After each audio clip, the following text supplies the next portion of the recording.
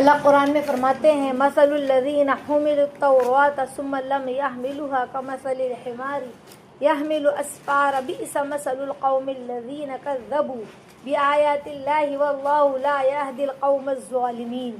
اللہ قرآن میں فرماتے ہیں کہ جن لوگوں کو تورات پر عمل کرنے کا حکم دیا گیا پھر انہوں نے اس پر عمل نہیں کیا، یعنی پہلے کی قوم موسیٰ علیہ السلام کی قوم تورات پر عمل کرنے کا حکم دیا پھر انہوں نے اس پر عمل نہیں کیا، یعنی ان باتوں پر عمل نہیں کیا۔ ان کی مثال گدھے کی سی ہے جو بہت سی کتابیں لادے ہوئے ہیں، اللہ کی باتوں کو جھٹلانے والوں کی بڑی بڑی مثالیں ہیں۔ اللہ ایسے ظالموں کو ہدایت نہیں دیتے، یعنی ایسے عالم، ایسے دائی جنہوں نے علم تو سیکھ لیا لیکن عمل نہیں کر رہے، عمل زندگی جو ہے وہ عمل سے خالی ہے اور دنیا میں لگے پڑے ہیں، دنیا اچھی لگ رہی ہے، تو کہاں ان کی مثال ایسی ہے جیسا کہ گدھا ہوتا ہے نا، گدھے پر خوب ساری کتابیں لاد دو، گدھے کو پتہ ہے میرے اوپر کون سی کتاب ہے، اس کی کیا قیمت ہے، کیا اہمیت، اسے تو بوجھ ہی لگ رہی ہے نا کہ بوجھ لدا ہوا ہے۔ اسی طرح سے انسانوں کا معاملہ ہے کہ جو عمل نہیں کرتے ان کا معاملہ ہے، سمجھ گئے؟ تو کہا کہ ان کی مثال گدھے سی ہے، اگر کتابوں کا بوجھ لاد دیا جائے تو اسے یہ معلوم ہوتا ہے کہ اس پر کوئی بوجھ ہی نہیں، بوجھ ہے، لیکن یہ نہیں جانتا اس میں کیا ہے، کتنی قیمتی باتیں ہیں۔ ہاں، اس طرح یہ یہود ہے، ظاہری الفاظ تو خوب رٹے ہوئے ہیں یہودیوں نے ظاہر کے الفاظ تو خوب رٹے ہوئے، لیکن نہ یہ معلوم ہے کہ مطلب کیا ہے، نہ اس پر ان کا عمل ہے، بلکہ تبدیل اور تحریف کرتے رہتے ہیں۔ جو بات اچھی لگتی ہے اس پر عمل کرتے ہیں، جو باتیں اچھی نہیں لگتی اس کو کتاب میں سے مٹا دیتے ہیں۔ ان لوگوں نے یہی تو کیا نا آسمانی کتابوں کے ساتھ، جو باتیں اچھی لگی اس پر عمل کیا، جو اچھی نہیں لگی اس کو کیا کیا، مٹا دیا۔ تو کیا کرتے، آیتوں کو خریدتے تھے پیسوں سے کہ بھئی ہمیں تو یہ بڑی مشکل لگ رہی ہے، آپ اس کو بدل دو، تبدیل کر دو، ہمارے لیے کچھ آسانی نکالو، ذرا کوئی راستہ آسانی کا۔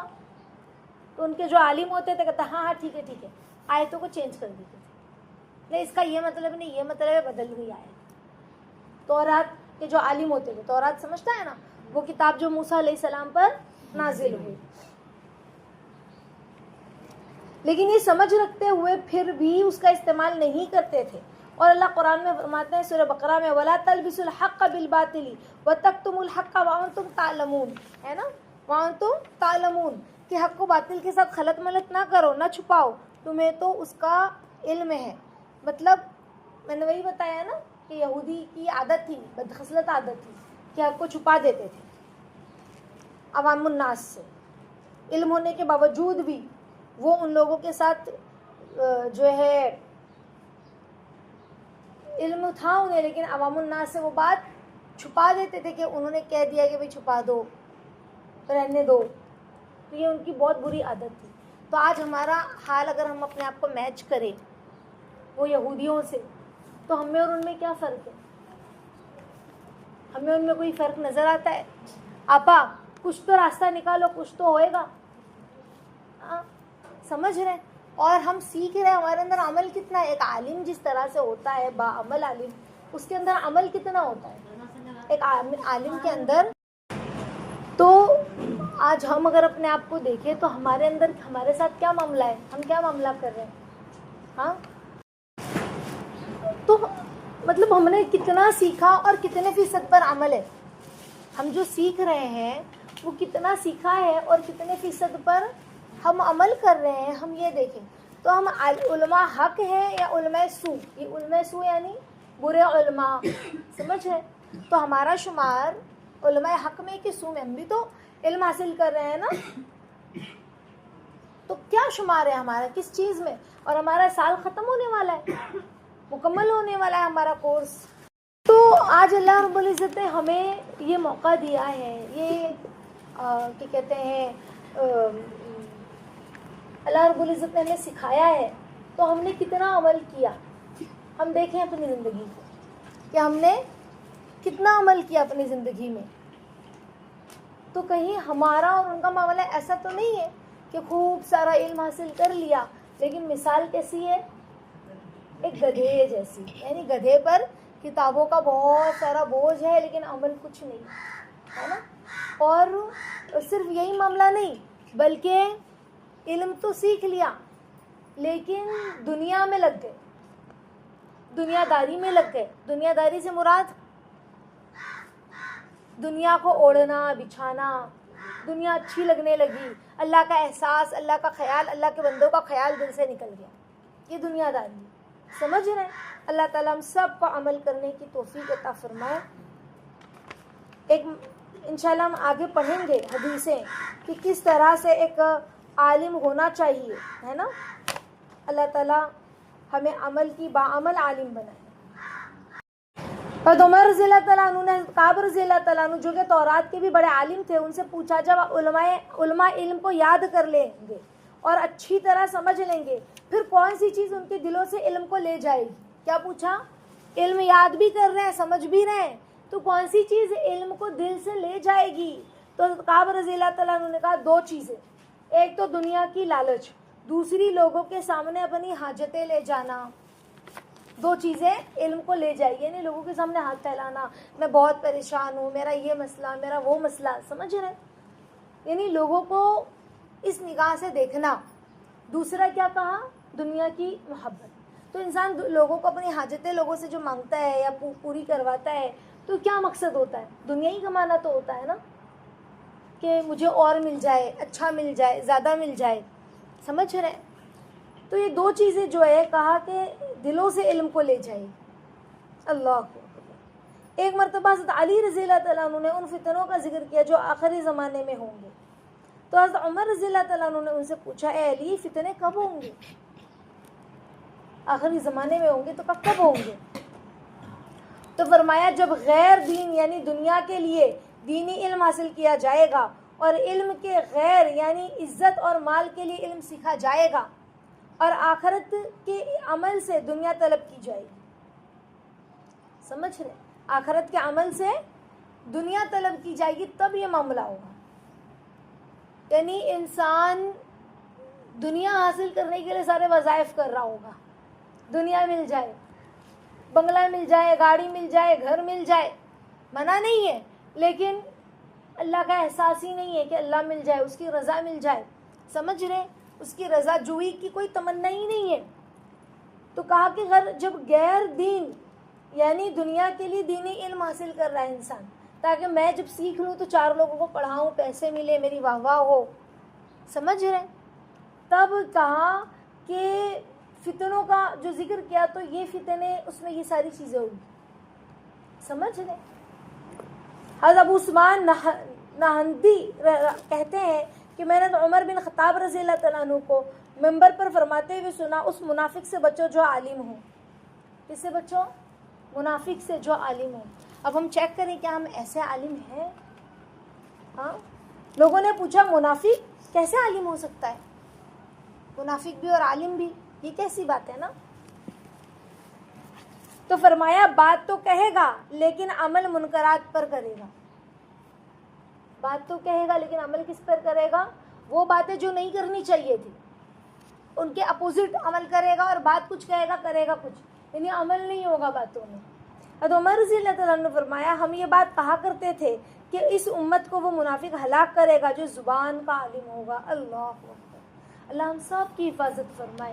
یعنی صرف زبان سے ہی بولے گا اور زندگی میں عمل نہیں ہوگا. حضرت ابن مسعود رضی اللہ تعالیٰ عنہ فرماتے ہیں میں یہ سمجھتا ہوں کہ آدمی علم سیکھ کر بھول جاتا ہے, اس کی وجہ گناہوں میں مبتلا ہونا ہے. باتیں یاد نہیں ہیں, وجہ کیا ہے؟ کوئی تو گناہ سرزد ہو رہا ہے, گناہوں میں بندہ مبتلا ہے, جس کی وجہ سے علم کیا ہو رہا ہے؟ بھول جا رہا ہے, یعنی عمل نہیں کر رہا ہے. بھولے گا کیسے؟ عمل نہیں ہوگا مطلب بھول رہا ہے نا. علم تو وہ ہے جو انسان کو عمل پر کھڑا کر دے, اور اگر علم عمل پر کھڑا نہ کرے تو علم کیا ہوا؟ بھول گیا وہ.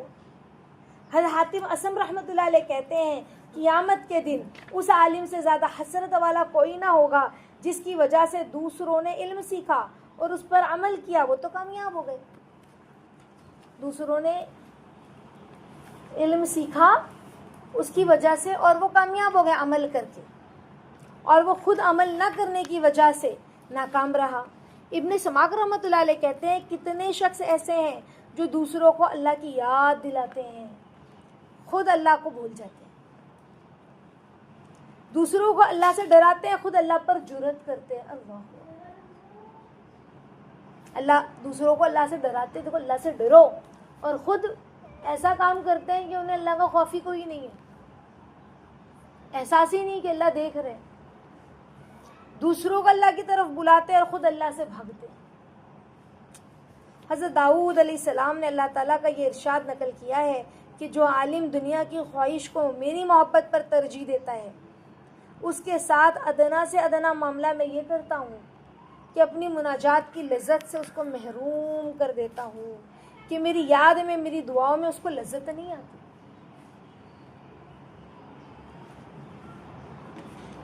کیوں؟ دنیا کی خواہش اللہ کی محبت پر غالب آ گئی. تو کیا سزا ملی؟ اللہ کی یاد میں مزہ نہیں ہے، دعاؤں میں، مناجات میں دل نہیں لگ رہا ہے. وجہ کیا ہے؟ وجہ کیا ہے؟ دنیا اور دین جب سامنے آیا تو دنیا کو ترجیح دی. میری یاد میں، میری دعاؤں میں اس کو لذت نہیں آتی.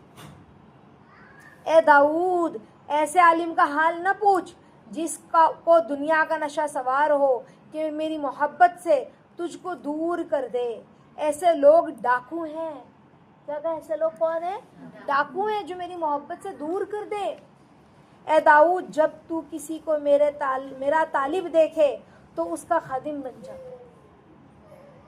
جب تو دیکھے کہ وہ اللہ کا طالب ہے، اللہ کی محبت میں آگے ہے، سمجھ رہے، اللہ سے ڈرنے والا ہے، تو تو اس کا غلام بن جائے، خادم بن جائے. یعنی کہ تو اسے عاجزی سے پیش آ، تو اس کی خدمت گزاری کر، سمجھ رہے، اسے جھکاؤ، اسے مل. اے داؤد، جو شخص بھاگ کر میری طرف آتا ہے وہ حاذق سمجھا، جو سمجھدار لکھ دیا جاتا ہے. کیا لکھ دیا جاتا ہے؟ جوہز یعنی حاذق. اللہ تعالیٰ اس کو سمجھداروں کی لسٹ میں شامل کر دیتے ہیں. اور کہا جس کو اللہ تعالیٰ جہبذ یعنی حاذق کی لسٹ میں شامل کر دے، سمجھدار کی لسٹ میں شامل کر دے، تو اس کو عذاب نہیں دیتے اللہ تعالیٰ. سمجھ رہے؟ جو شخص اللہ کی طرف، ہم سمجھدار کسے کہہ رہے ہیں؟ بہت سمجھدار ہے، پڑھنے میں اچھا ہے، ماں باپ کی خدمت کرنے والا ہے نا، لوگوں کی کیا کہتے ہیں، لوگوں کی چالاکیوں سے بچنے والا ہے، تو ہمیں لگتا ہے یہ سمجھدار ہے. لیکن اللہ سمجھدار کسے کہہ رہے ہیں؟ ہاں، جو اللہ کی طرف دوڑ کے جانے والا ہے وہ سمجھدار ہے. اور دوڑ کے جانے میں کیا کیا چیزیں آتی ہے؟ گناہوں کا چھوڑنا، اللہ سے ڈرنا، اللہ کی طرف لو لگانا، توبہ استغفار کرنا، بہت ساری چیزیں دوڑ کے جانے میں شامل ہیں. سمجھ رہے؟ اللہ تعالیٰ ہم سب کو عمل کرنے کی توفیق عطا فرمائے. آمین.